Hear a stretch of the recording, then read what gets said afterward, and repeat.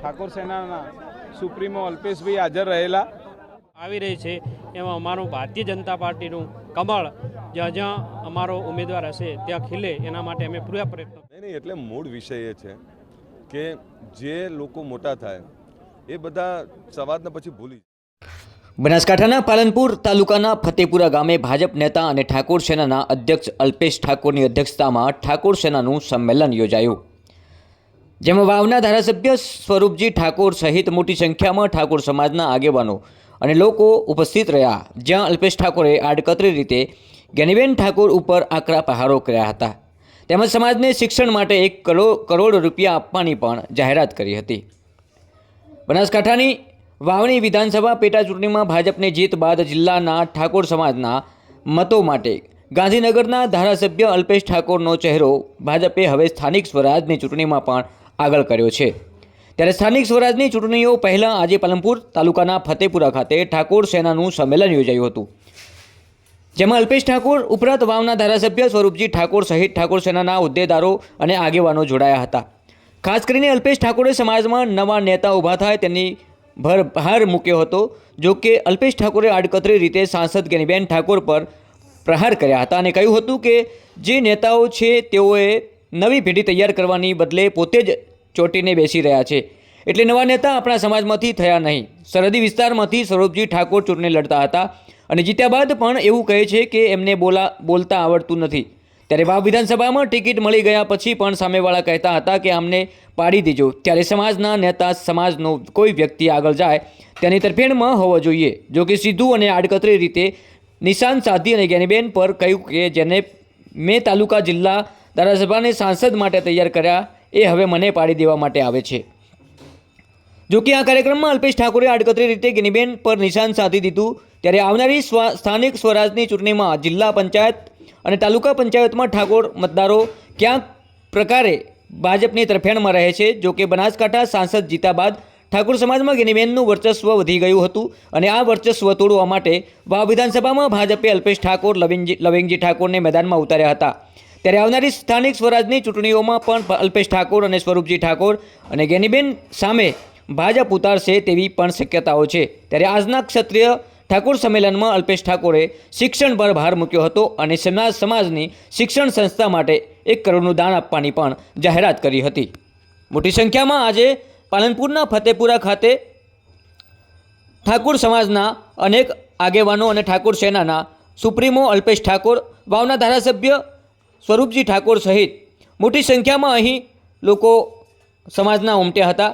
સાથે સાથે ડીડી જાલેરા, બનાસકાંઠા જિલ્લા પ્રમુખ સહિત અનેક લોકો અહીંયા ઉપસ્થિત રહ્યા હતા. આવનારી સ્થાનિક સ્વરાજની ચૂંટણીઓને લઈને અનેક મુદ્દાઓ પર વાત પણ થઈ હતી. બનાસકાંઠાની વાવ વિધાનસભા પેટા ચૂંટણીમાં ભાજપની જીત બાદ અંદર સ્નેહ મિલન કાર્યક્રમ હતો. સમાજની જગ્યા જે રાખવામાં આવી છે એના માટેની વાત હતી ને બનાસકાંઠા જિલ્લામાં એ 3 થી 4 જગ્યાઓ રાખીને શૈક્ષણિક ભવનો બનાવવા માટેની વિચારની વાત છે. આજે અહીંયા આટલું સરસ આયોજન થયું છે એટલે આવનારા સમયમાં અમારી કલ્પના છે કે શિક્ષણનું ખૂબ મોટું કાર્ય અહીંયા બનાસકાંઠા જિલ્લામાં થાય ને એના માટે સારા ભવનો બીજા નવા બને એના માટેનો અમે પ્રયત્ન કરીએ છીએ. ના, સ્થાનિક સ્વરાજની ચૂંટણીઓ આવતી જતી રહે. અમારે તો દિવાળી હોય કે ઉનાળો હોય કે શિયાળો હોય, ચોમાસું હોય, અમારે મિટિંગો ચાલુ જ હોય છે. એટલે હજુ પણ મિટિંગો બનાસકાંઠામાં ચાલુ છે. અત્યારે 3 વાગે મારી કડીમાં છે. એટલે અમારું સંગઠનની નિરંતર મિટિંગો ચાલુ હોય છે. શક્તિ પ્રદર્શન નહીં પણ રાજનીતિમાં આ યુવાનોને પણ નજરઅંદાજ ના કરી શકાય એ પ્રકારનું આ લોકો કામ કરતા હોય છે.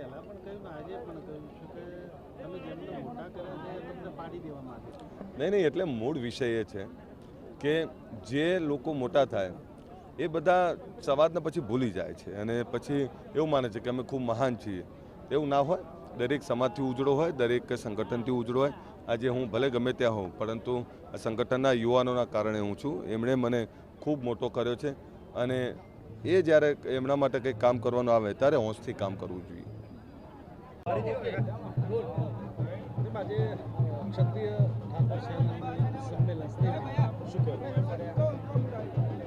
ગુજરાત ક્ષત્રિય ઠાકોર સેના પાલનપુર તાલુકો અને વડગામ તાલુકો દ્વારા આજે સત્કાર સમારંભનું સંમેલન રાખવામાં આવ્યું હતું, જે ગતરોજ વિધાનસભાની પેટા ચૂંટણીની અંદર ભારતીય જનતા પાર્ટીનો ભવ્ય જીત મેળવી એના અનુસંધાને સામાજિક આજે સત્કાર સમારંભ રાખવામાં આવ્યો હતો અને મોટી સંખ્યામાં લોકો આવી અને આશીર્વાદ આપ્યા હતા અને ઠાકોર સમાજની પ્રગતિ થાય, 18 આલમની સાથે મળી અને સમાજની પ્રગતિ થાય એના માટે આહવાન કરવામાં આવ્યું અને એમાં અમારા ગુજરાત ક્ષત્રિય ઠાકોર સેનાના પ્રદેશ ઉપાધ્યક્ષ માન્ય અલ્પેશજી ઠાકોર સાહેબની ઉપસ્થિતિમાં આ આયોજન કરવામાં આવ્યું હતું.